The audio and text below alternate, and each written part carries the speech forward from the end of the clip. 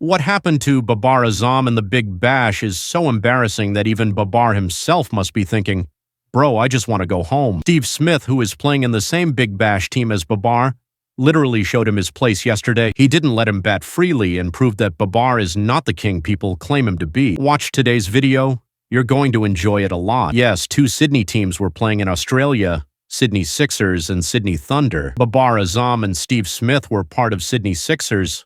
The Sixers were bowling first. At that time, Babar and Steve Smith were positioned at long on and long off. The batsman hit a straight shot and the ball was actually closer to Babar.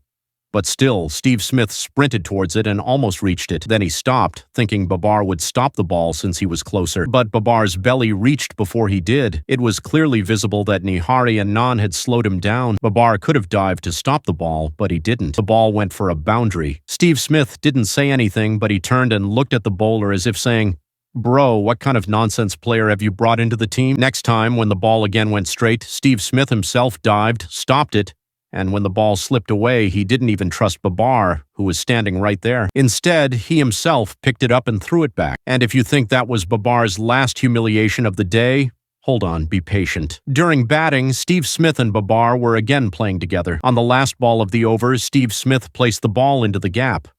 There was an easy chance for 2 runs, but Smith refused the second run and told Babar to stay where he was. Why? Because he wanted to keep the strike. By that time, Babar had scored 14 runs off 10 balls, while Steve Smith, who isn't even considered a great T20 batter, had already scored 24 off 10 balls. In the next over, when Smith kept the strike, he smashed 4 boundaries in a row, proving exactly why he didn't give the strike to Babar. Honestly, after such poor performances, Babar should have retired like Rizwan did, but anyway, that didn't happen.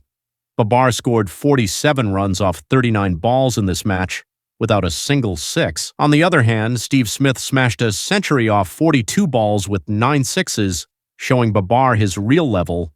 This is how you play, brother. Got it? Yes, Babar's team won.